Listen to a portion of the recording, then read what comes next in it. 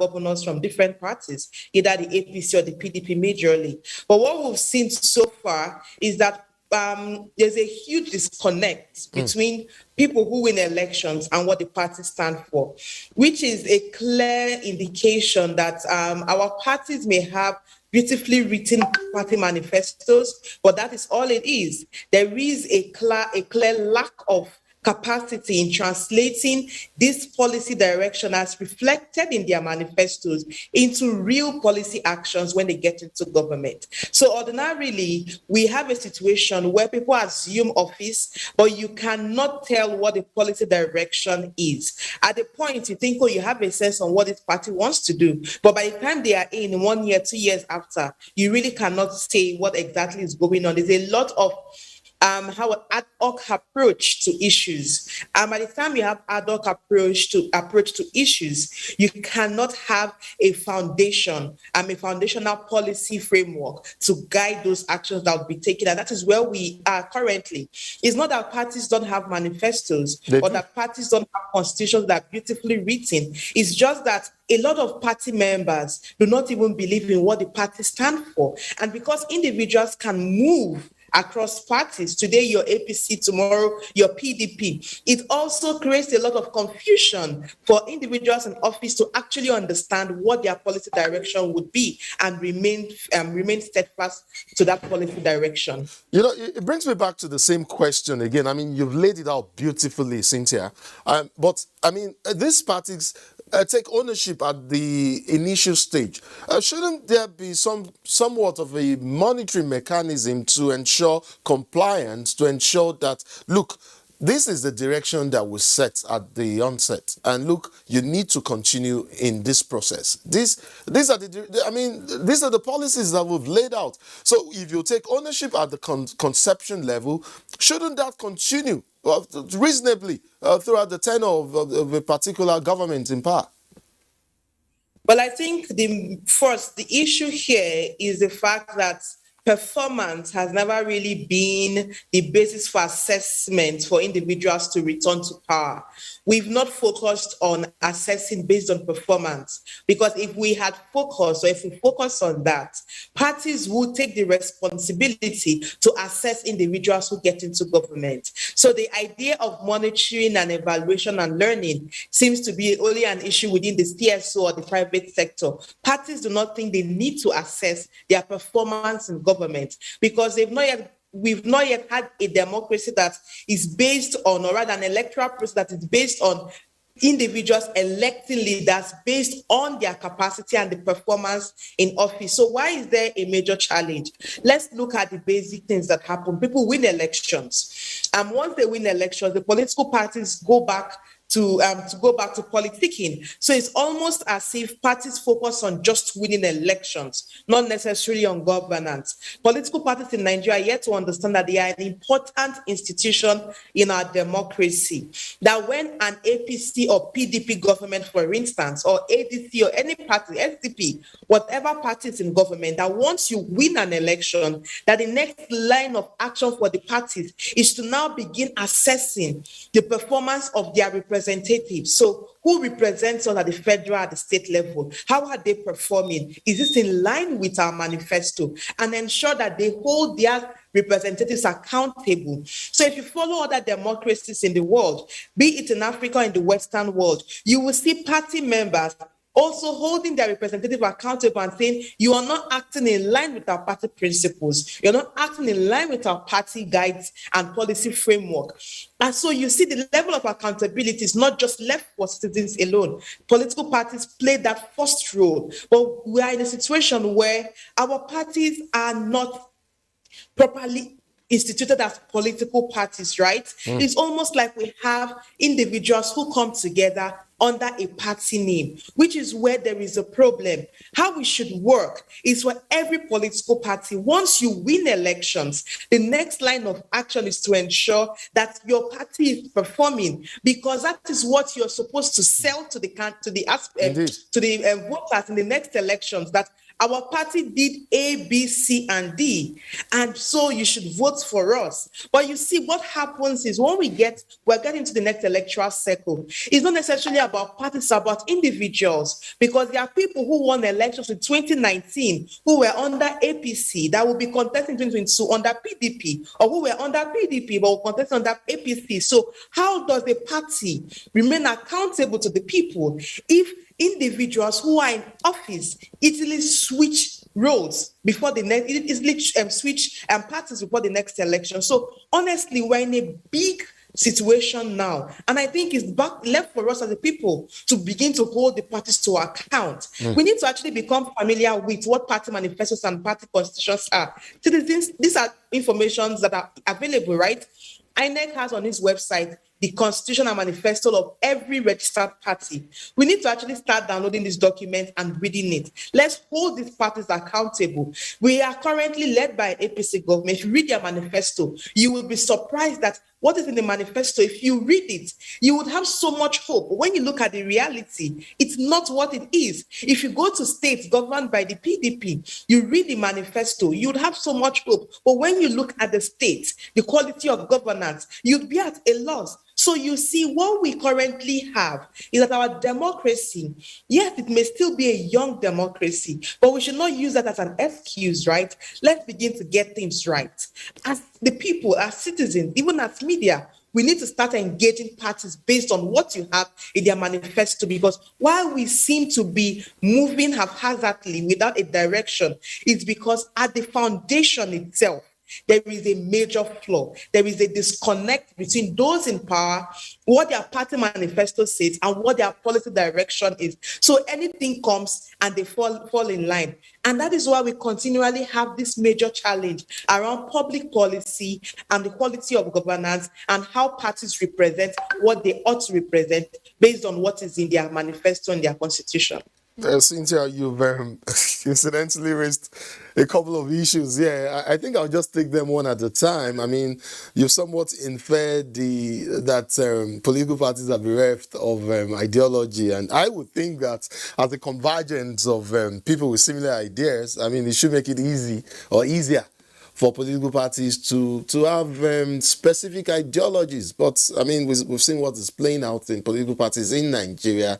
You've also thrown up the issue of communication tools and perhaps the underutilization of communication, I mean, between the parties and the citizens. But we will take them in due time. I mean, I'll try as much as possible to take you up on some of the issues you've raised. But, you know, there is a fast rising segment out there in the public domain linking low voter participation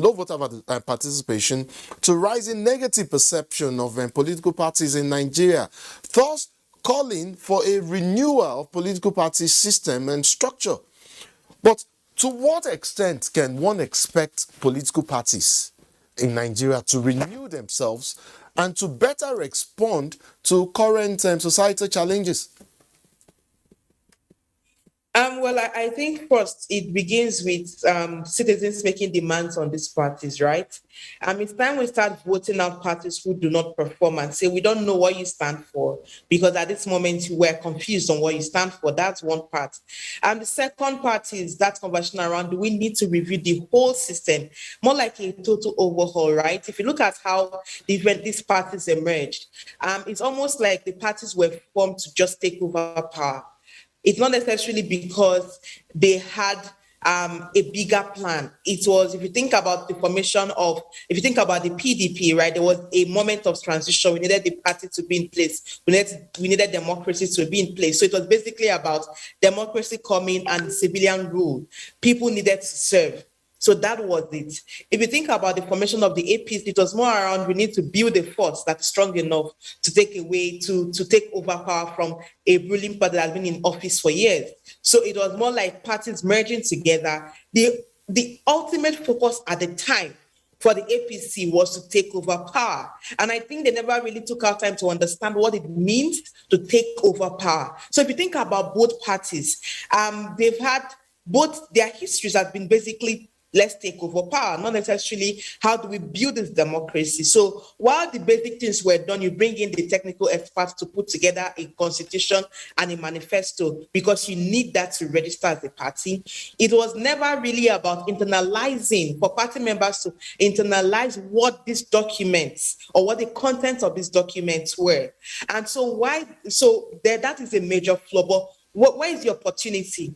We've been doing this for almost only 3 years. This year, Nigeria's democracy will be 3 years. So there are no longer excuses. Both parties, you've tested power, you've been in power, you've been in opposition at one point in time. So now can you go back and restructure your parties in the way that it truly is an institution that can stand the test of time? That is exactly why we're throwing up this discourse. And I mean, I know political parties essentially work towards gaining more appeal with the voters. But, and I'll ask you this, I haven't heard all that you've said about redefining political parties and which direction we should be headed. But can they truly, that is the political parties, can they truly evolve if the political system does not?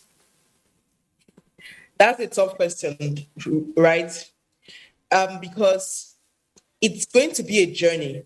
It's going to be a process, right? But it's be one step at a time. But for every country or every democracy who experiences different levels of political transition, I think there are several things that they had to do. First, they needed to have a national conversation on what they wanted their political system to look like, which is where we're lacking. We're not having that national conversation now. There's a lot of fragmentation in the society and polarization, right? We are becoming more divisive than united, unfortunately. So we are not taking our time to have that national conversation on what should be the identity of our democracy. We're not having that conversation now. A lot of division and a lot of blame games and a lot of accusation from different sections. So that is where there's a major challenge, meaning that, and I'm asking myself, are Nigerians ready for that transition into something that looks more like a democratic dispensation? Because we're not yet there. We're in the journey. We're on the journey. The second part. Yes, please continue. Go ahead. Yeah, please go ahead. Yeah. The second part is we started building a momentum with the reform process. So normally the electoral reform and constitutional reform processes are important processes in a journey in different lives of democracy in different countries, right? Because that is when the people decide what the legal framework for the elections should look like. And the elections are very important in a democracy. Constitution reviews usually give an opportunity for people to decide what the constitution should look like. However, we're losing that momentum. We're getting that with the electoral reform when there was a large consensus on we need a new law. But post that, it's almost like everyone has gone back to seats and okay, now we have a new law, things should work out. And then the constitutional review process, the Ninth Assembly has failed to see that as a point or a moment of national cohesion. Rather, it's been treated in such an ad hoc manner as if it were not an amendment of the Constitution. The level of seriousness accorded to that process has honestly been really poor, and it's unfortunate because that was when, or that should be a moment of national cohesion, right? It's the Constitution we're talking about, but it's been handled as if it's just one ordinary legislation. So a lot of people do not even know we are undergoing constitutional review at the moment. Actually, we are, and it's been pushed. It's been pushed to the states now for concurrence. It's been pushed to the states, yes. But how many people, if you're not in the media, or if you're not engaging in this space, you wouldn't know. The past 2 weeks, I was in Sokoto and Lagos, and it's almost like we're telling people these bills are coming to the state. Can you get your state assemblies to vote on this? And most of them were like, oh, we did not know this was happening. So we're losing another moment because this should be a moment for us to decide. I get what you mean completely, Cynthia. You know, I had a rather interesting, quite intriguing conversation sometime last week with a political analyst, on our concept of democracy and the alternatives to democracy. I actually threw up the issue of epistocracy. I'm sure you know, or you've heard of that term. You know of that term. And as an alternative now to democracy, where only politically conscious people, citizens now, or voters, I would say, should participate in the electoral process. But that's another conversation for another time. Maybe it's something you and I would talk about another time. But, let me ask you another question regarding another growing argument on redefining the role of the basic political actors. And of course, I'm talking about the politicians here. And I ask this knowing that the argument often put forward that we need professional politicians, because the argument is always because people will say we are gathering the information needed for political decisions are a full for political decision making is a full-time duty. Do you really think that is that necessarily true? And isn't it possible to have some elected part-time representatives at some level of governance and government while having other jobs? Wouldn't that make it more possible to have the average citizen and not only the full-fledged politicians integrated into the political decision-making process? Well, I think for me, there are two ways to look at this, right? The first part is what's the cost benefits for that, because there's always the cost angle that if you adopt that, there's a possibility you also reduce cost. But beyond just the cost budgetary wise, is also around what's the cost benefit with respect to quality of leadership. And the other part is if we see a challenge in the system, how do we resolve that? And I'll talk more on the part of the second part, because the cost benefit analysis can always be done, right? But the second part is where is the major disconnect? First, there's a growing mistrust amongst the people and their political leaders and politicians, because over time, these individuals have not represented the interests of the people. The second, there's a major distrust with the states, because people do not even trust the state in itself to serve in the interest of the people. So there's a huge trust deficit or disconnect between the state and the people. And then the third part of it is the quality of information out there.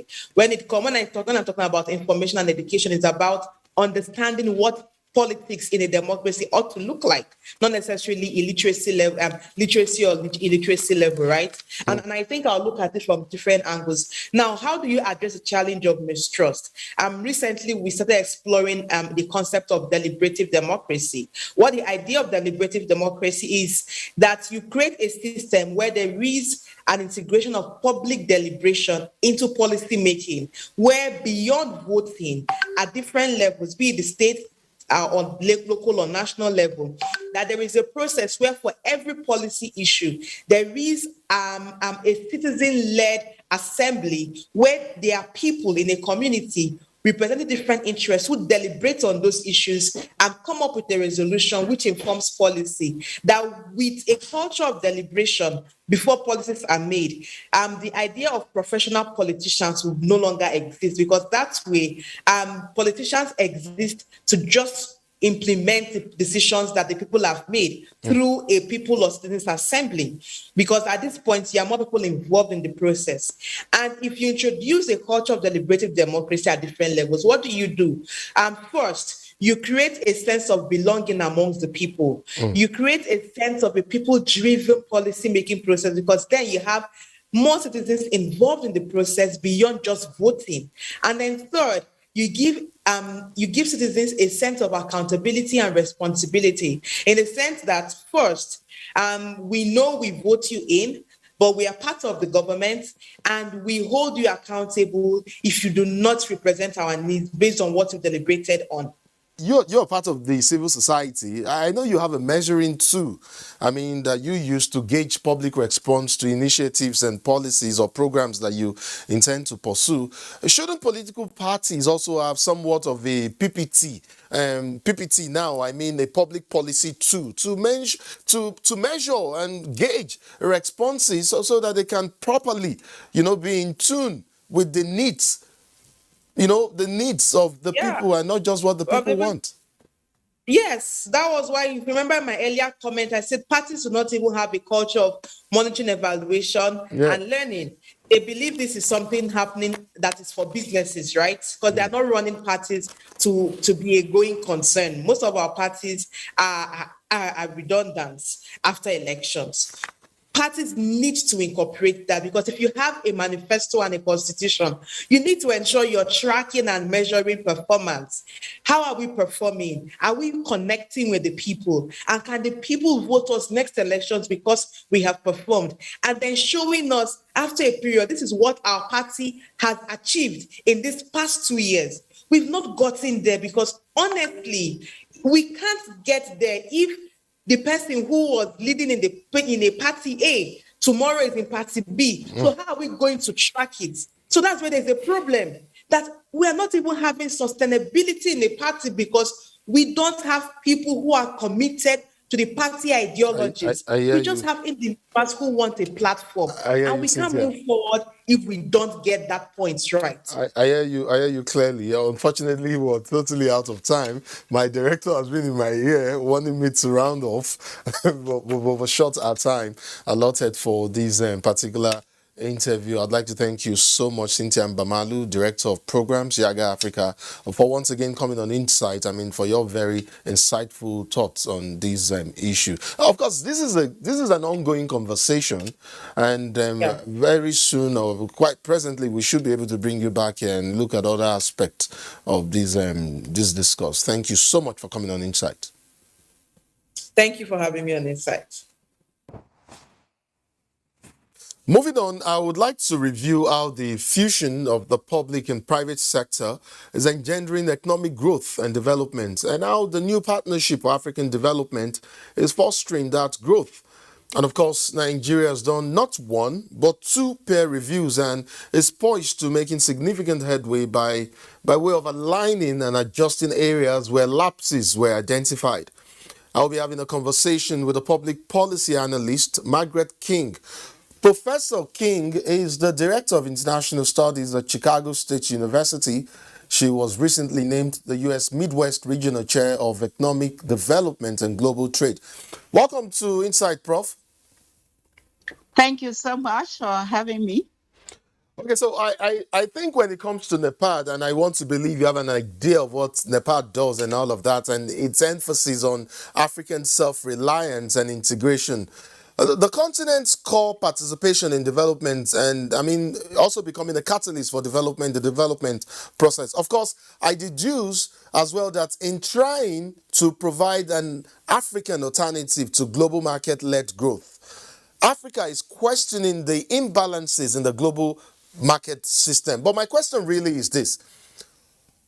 I mean, knowing that previous attempts failed to address Africa's economic problems, and I mean in the 70s and 80s, even though these failed attempts all had African inputs, how do we see NEPAD, working differently where others have failed? NEPAD will succeed if it puts in more review and having different partners than it was before. I truly appreciate African Union and the creation of NEPAD as an economic development engine to bring in all of the stakeholders to be able to work together for the integration of African economy. Starting out with the creation of African continental direction. But the thing that needs to accompany all these activities are the partner states. Okay. It's just like NEPAD creates work to create all these development tools, the governments and the partners, the stakeholders, they need to not just sign up, but actually implement them. There's got to be policy, and actually many policies that need to work together to be able to make these approach work successfully in Africa. So when the partners are in agreement and developing policies, again, I always talk about it when I mention, okay, you want someone to get to the top of the roof, right? But then you are pulling away the ladder. How can the person get to the roof? When the ladders are pulled away, then the part is not going to be successful. But when we work in partnership and the ladders are there, we're going to climb up and we're going to get to the top. And I mean, I don't know if you want me to talk about some of those policies. And Please go ahead. Please go ahead. So absolutely. One of them is for the continental free trade to be successful. Okay. I know there are some discussions around the area of free movement of goods and free movement of people.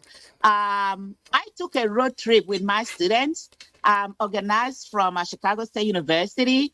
And of course, you know, I'm now focusing on Global Institute of Planning and Sustainable Development. Our focus is on all 55 countries in Africa.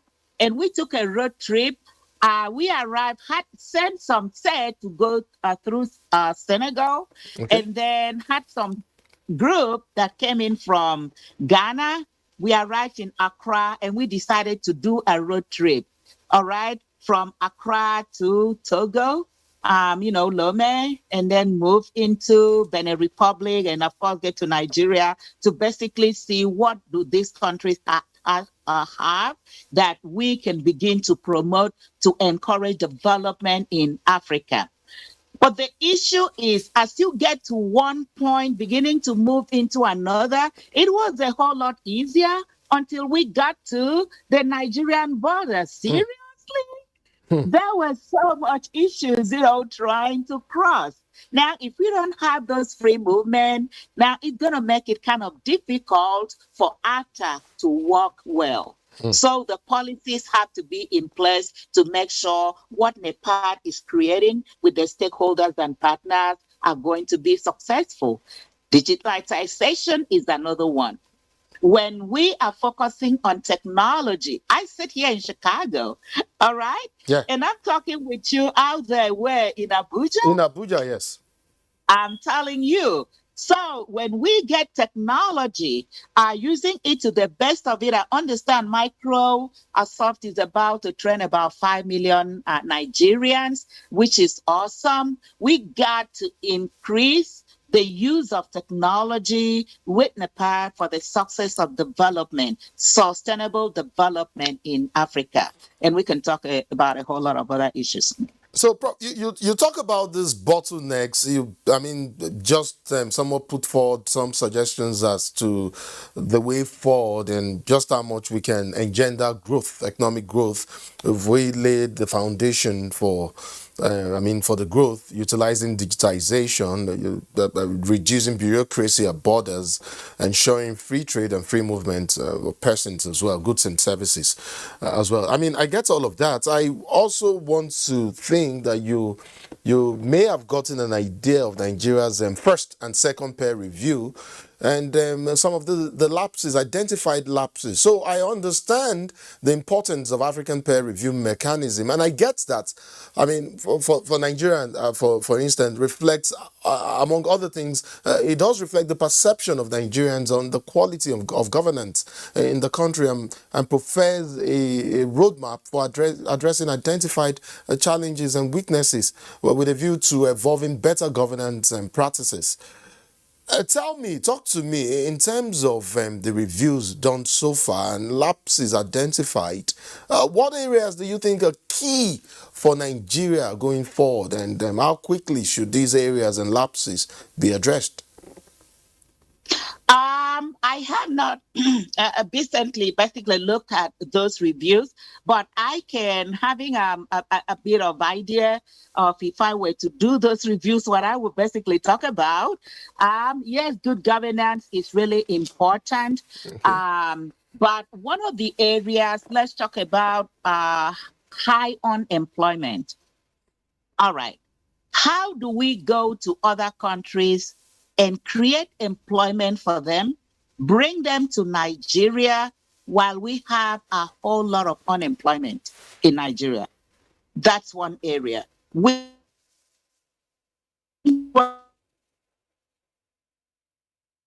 That they should be looking at. The problem of Nigeria is not only unique to the country, it is what Indeed. you have in other countries of Africa. All right. Across the So continent, I agree.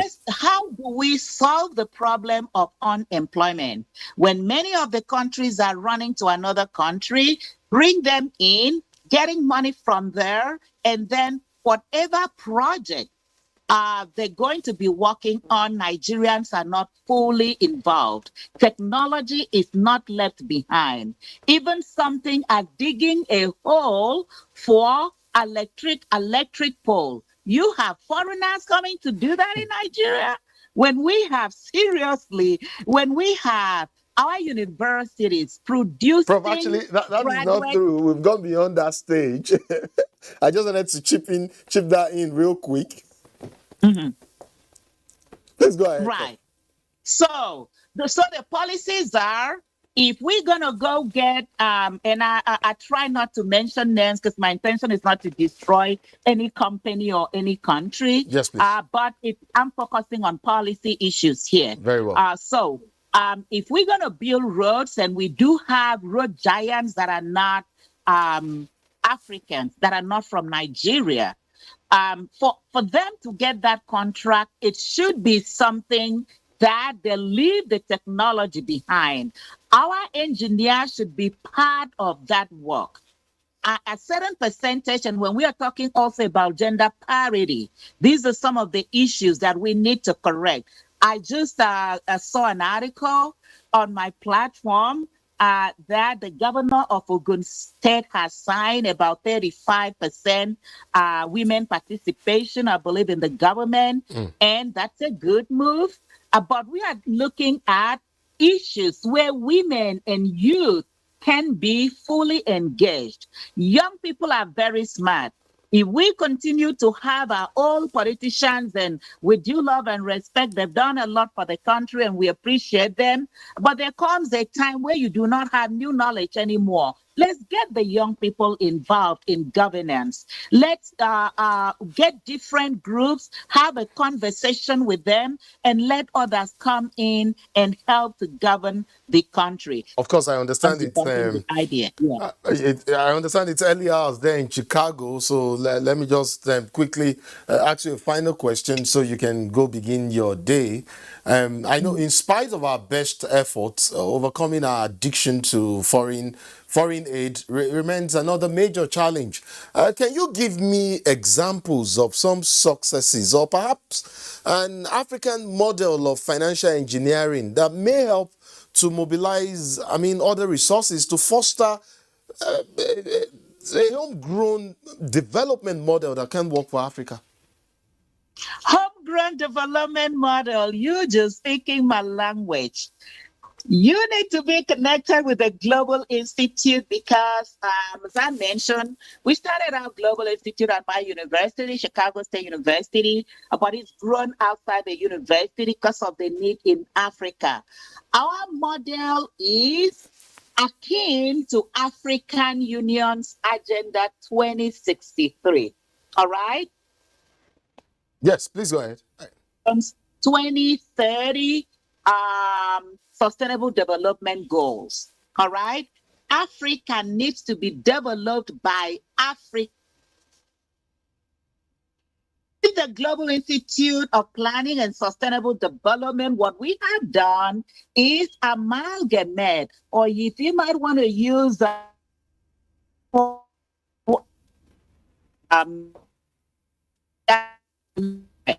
right, continental Africans to collaborate and develop the platform where development in Africa can be made easier. We are born entrepreneurs.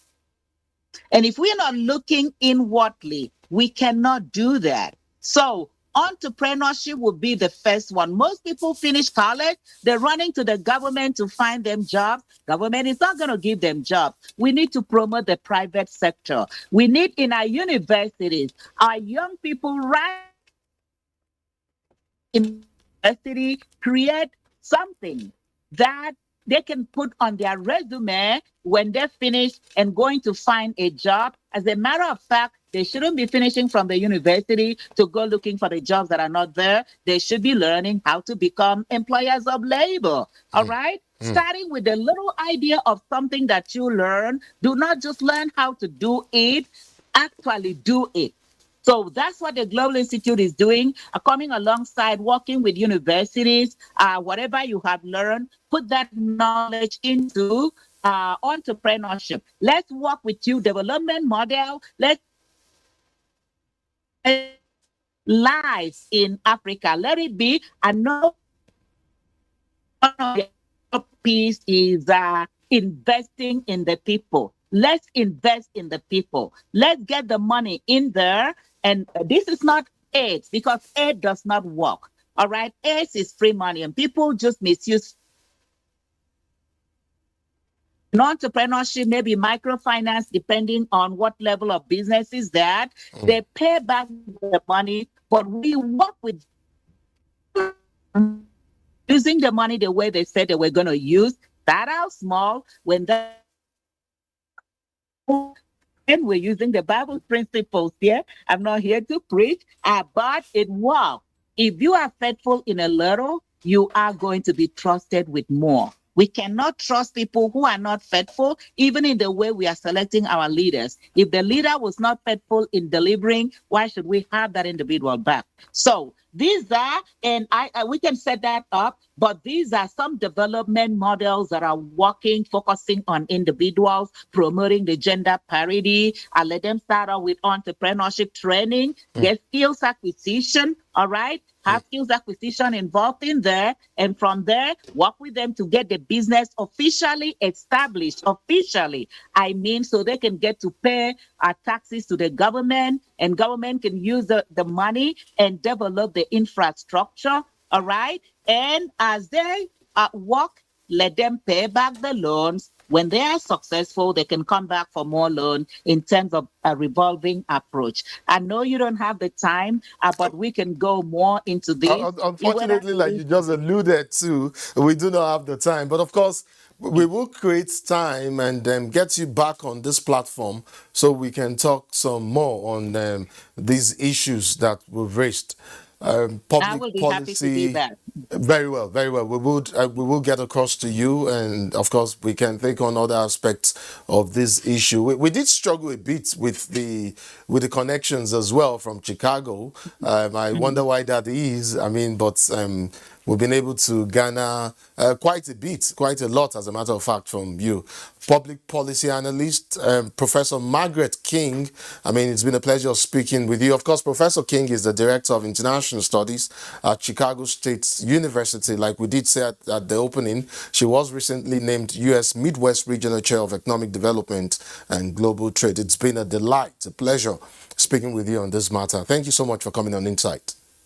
Truly appreciate being here. Thank you. Thank you so much. Elizabeth Omori is up next. Insecurity has become a common problem that continues to threaten the socio-economic progress of nations. Its negative impact can be traced back to the 1990s, when a new dimension of crime linked to robbery. Its negative effect weakens development of any nation. Fear among citizens is the result, and this negative development affects individuals' safety. Concerned about the dangers inherent, hunters in Nigeria are taking up the challenge to win the war against terrorism. The Hunters Council in Nigeria has been contributing immensely to reduce the menace.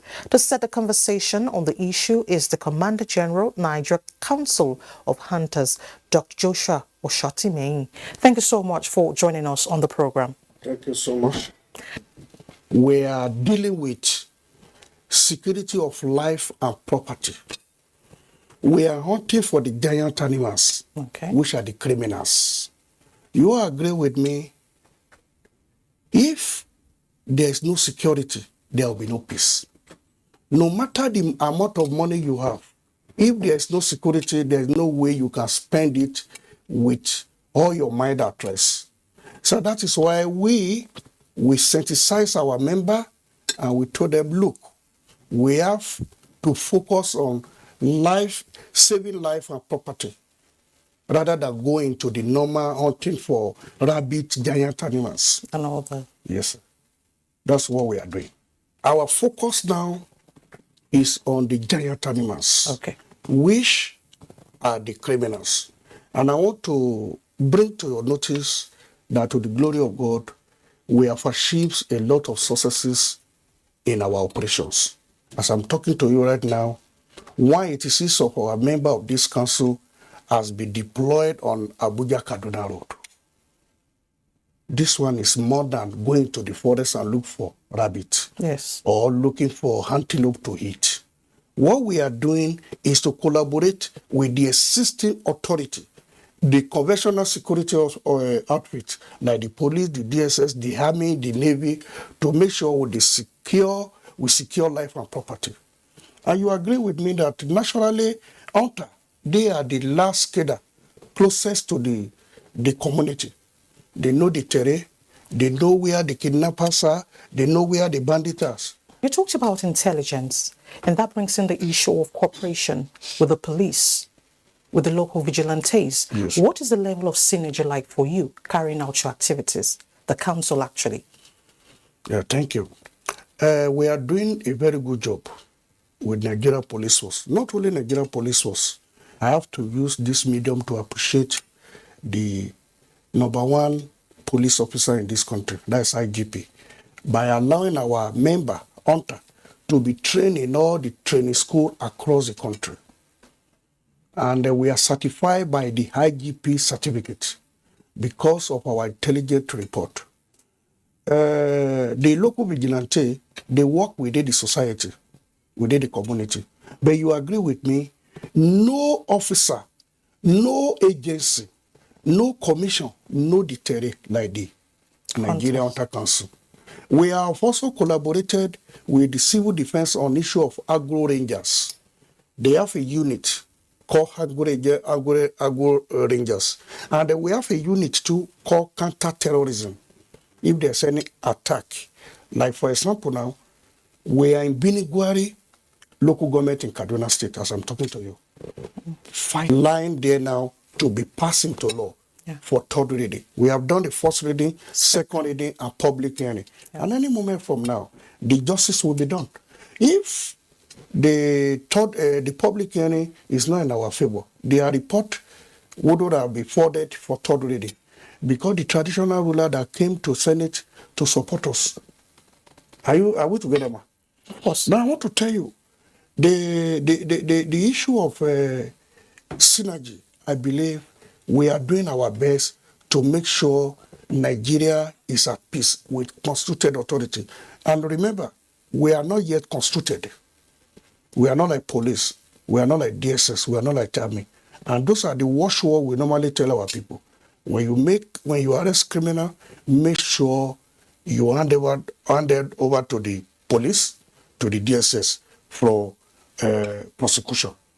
And when you go to advanced country, like for those of us that travel out of this country, when you are crossing Mexico when you are leaving Mexico to Canada, you see forest marshal. From Canada to when you are going out of the U.S., you are going to the neighboring country, you see forest marshal. And that is what UNTA stands for. It's ungoverned space that need to be covered. Ungoverned space that needs to be governed. Now, the passage of the bill will actually facilitate more of your activities. It is said that a peaceful and working Nigeria remains the priority of every hunter in the country. I believe there are challenges to your complementary roles. What are these challenges? By special grace of God, even as a country, we have challenges. In America, we say America is number one nation in the world. They have their own challenges. It's only that ability to manage the little resources. I have to use this opportunity to thank Mr. President. He have done all he could, but Nigeria is a large country in terms of land mass, in terms of population. I remember when we were when I was making my presentation in National Assembly, Kashim Shettima, the former governor of Borno State, said, CG of UNTA, if this bill is properly implemented, it pass into law, what are the results Nigeria need from you? I said, sir. And he now makes something, said, Egypt, they are less than 100 million in population. They have 2 million security agency officers combined together. But Nigeria is more than 200 million, less than 1 million. What a paradox. If this organization is enabled by law, we will do our best to complement the effort of conventional security officer. And let me come to your question. Our challenges. We told our people, number one, our challenges are finances. Finance, the operational vehicle, everything is in line of finance. And as a country, we are into financial problem. We must manage the little we have to make sure we create an enabling environment. Because they said the Rome you see was not built in a day. The part of the challenges we have is operational vehicle and the secretariat. But within ourselves, we have been able to contribute money to get office, and we do challenge our people. If you back out now, nobody will do it. All those challenges will soon be overcome. By the time we are passing to Lord, definitely little things will be coming in. But let's focus on the primary assignment, which is savings of life and property. All right, should this bill be passed into law, do you foresee any friction in the delegation of responsibilities? We have to work in connectivity of operation, bring result. When you look at police, they are civil. They deal with civil cases. When you look at army, their primary assignment is external evasion. Yes. We are not replicating the existing authority duty because we are not working within the community, neither in the barrack. Yes. But we are tracing those bandits in the forest on governed space that need to be governed, the forest and the bushes. And to complement what you are saying, last year, the governor, Solum, that's governor of Borno State, commissioned 1,000 UNTA as a forest security for farmers in the forest, in the bushes. Because we know the forest, believe me, man, UNTA can move from Abuja and go to Maiduguri without passing through federal government road. Because we know the terrain. We know the terrain. And we can be in the forest without waiting for 3 months.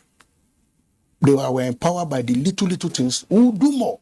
There will be no crimes or criminality in all the forests. I'm from Ekiti State.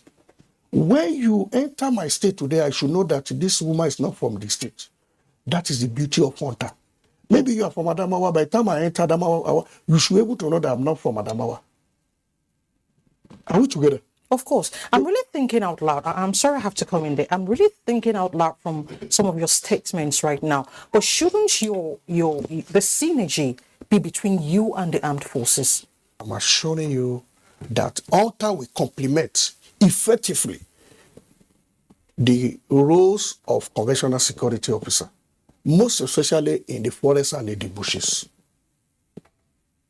All right, well, it actually in promoting the architectural design of any nation, of any country, complementary efforts are very, very important. We can actually not do without complementary efforts.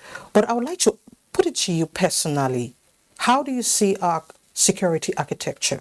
Our security agency, they are doing well. If you are not in the system, you would think maybe they are not doing it. But madam, you agree with me, they are doing well. Most especially the army and the police, the DSS.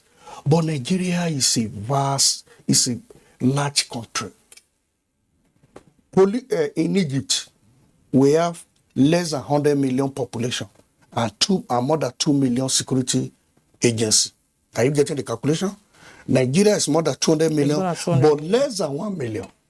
These people, they are not spirit. And when you see the ratio of the people that are disturbing us, this guerrilla warfare they are doing, they are very, very small compared to our population. But we are the grassroots that knows where they are living, where they are. We are not empowered by law.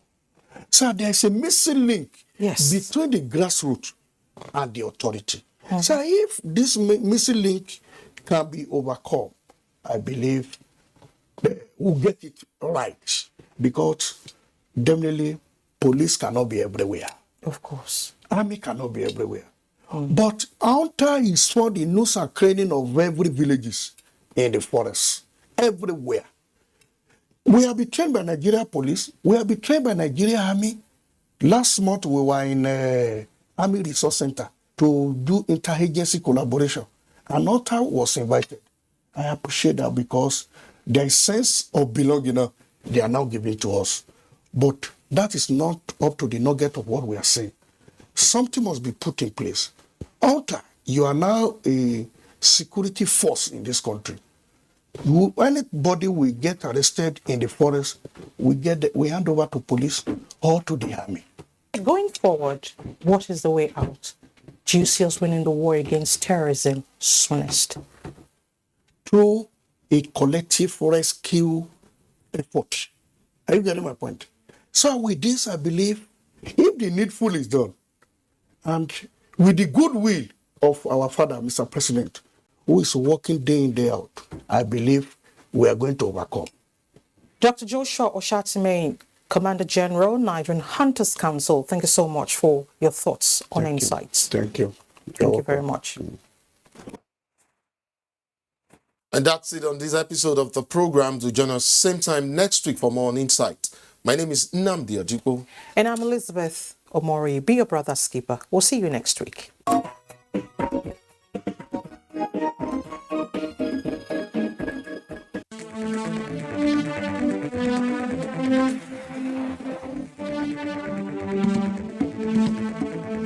NTA Tuesday Live, analytical, in-depth, educative, and interactive on national issues, accommodating all sides of opinions. We as a people have understood that we have to fight corruption before it fights us back. Poverty has a financial index, so it should be fought also with a financial weapon. Give it to the social investments program. It has been a very courageous battle. Tuesday Live, every Tuesday at 10:30 p.m. Join us. Welcome once again to Strictly Speaking. When we have this talk shop, it's supposed to last for like maybe 2 hours. It's even what they are there till about like 4 or 5 hours. They don't want to go because it's like we've just given them a platform and an avenue to talk about what is happening in their lives and in their environment. Nigerians, we will always say something like,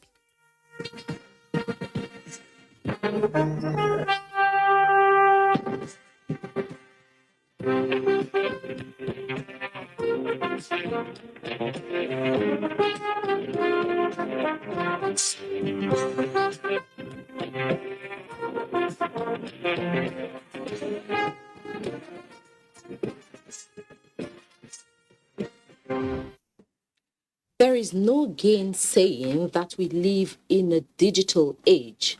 Our lives are conditioned and controlled by digital technology.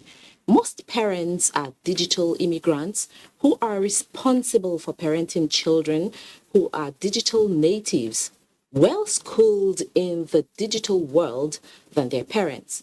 One cannot overemphasize the importance of proper child upbringing in a digital age like we are in. Regardless of perspective, there is noonday clarity of the need for guidance in the use of digital technology. How then can parents manage to carry out this imperative role of parenting the next generation of citizens? This is our focus today on Panorama, coming to you live from Lagos Network Center of the Nigerian Television Authority. Don't forget that you can follow this news broadcast live on our website at nta.ng/live and on YouTube at NTA News Online. You can also visit our Facebook page at NTA Network News, Twitter handle at NTA News Now, and on Instagram at NTA Network for updates. I am Hingino John Adams.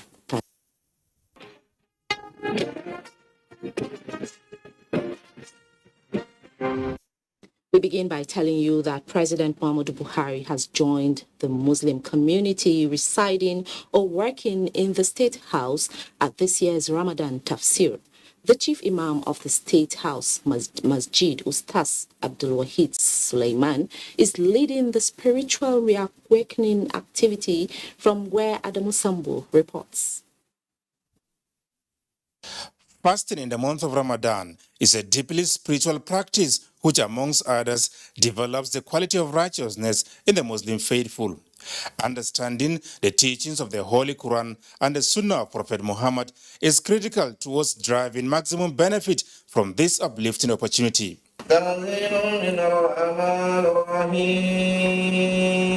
The chief imam of the State House Masjid, Abdul Wahid Suleiman, is saddled with a month-long spiritual reawakening crusade aimed at unlocking the treasure inherent in the Holy Book. And for President Muhammadu Buhari, it is a period of introspection in view of the weighty responsibility he carries, as explained by his Senior Special Assistant on Media and Publicity, Malam Garba Shehu. The President has the duty of example. He has the duty of leadership. By the admission of everyone, we are challenged by a number of things. So our hope, our prayer is that these tests we are going through, these challenges that we face, all of us as citizens, all of us as believers, may continue to seek the favor of God, that may we never again be challenged on such a scale.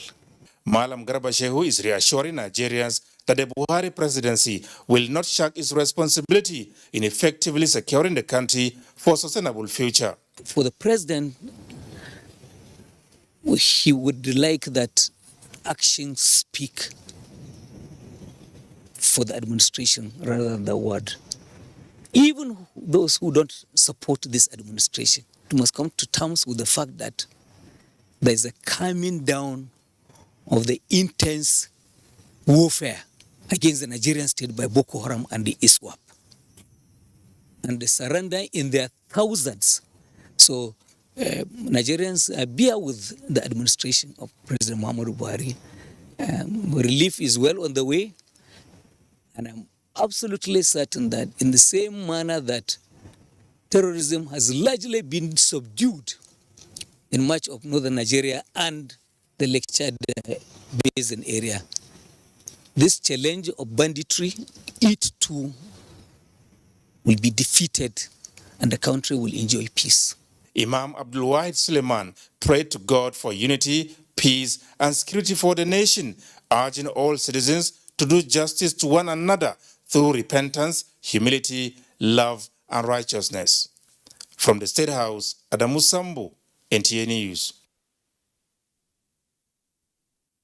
On Ramadan, creating an enabling environment for youth to unleash their potential with reports. Scholars at the lecture say Ramadan offers a veritable platform for spiritual awakening and to admonish political office holders on ways of curbing insecurity through youth empowerment and development. They believe that good neighborliness preached by Islam can also go a long way to ensuring sustainable peace across the country. Those of us who are privileged should show kindness to the less privileged. As well, we do that. Nigeria will be a better place. There will be less crime. Every youth should also have something doing. Have something positive doing. That way, if it is not paying now, somehow, somewhere, it is going to pay. It is better than you engaging in all wrongs to make something right. The gathering lends support for religious tolerance and peaceful coexistence, which has been a core message of the Nigerian Television Authority. God is the maker of the world. So if we do what God says, what else again? There will be peace, there will be joy. So I need to support it because this is one of the primary principles of NTA. His message is for us to help each other, to feed those ones that don't have what to eat, to also be tolerant. It's for our people to take full benefit of this holy month of Ramadan, to do all the needful. We want people to believe that during the time of Ramadan, we need to assist people. We need to feed people. We need to encourage other people who are very rich to do good to who are less privileged. In the spirit of giving and delighting the downtrodden in the month of Ramadan, 6 indigent residents were given various empowerment equipment to turn their fortunes around. There were side attractions in accordance with Islamic dictates and injunctions. In Lagos, Musa Toliad, NTA News. Turning our attention to health now, the federal government has expressed dismay over the increasing number of medical doctors migrating abroad, as well as citizens who embark on medical tourism. To stem the tide of this twin evil on Nigeria's health system, the Nigerian Medical Association has proffered proactive solutions at its maiden annual lecture in Abuja. Salwa Khalil Ibrahim reports.